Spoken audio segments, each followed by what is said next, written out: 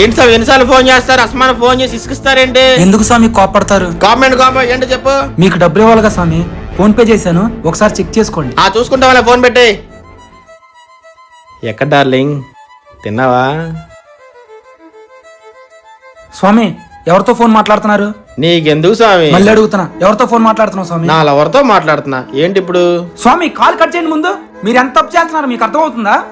ఏమేం స్వామి, నేనేం తప్పు చేశా? మీకు తెలియదు అనుకుంటా అయ్యప్ప మాలంటే ఎంత నిష్టగా ఉండాలో. పొద్దున్న మీకు ఫోన్ చేసినప్పుడు కూడా మీరు చిరాకు కోపడుతున్నారు. అయ్యప్ప దీక్ష అంటే సాక్షాత్తం అయ్యప్ప మీలో ఉన్నట్టు. ఈ 41 రోజు కోపాన్ని తగ్గించుకోవాలి. ఏ ఆడవారినైనా సరే మాత అని పిలవాలి. మాత అంటే ఏంటో తెలుసా? అమ్మ. పైగా మీరు కన్నిస్వామి, చాలా జాగ్రత్తగా ఉండాలి. ఎంత తక్కువ మాట్లాడితే అంత మంచిది. నన్ను క్షమించండి స్వామి. క్షమించమని నన్ను కాదు స్వామి, ఆ అయ్యప్పనే శరణు వేడుకోండి.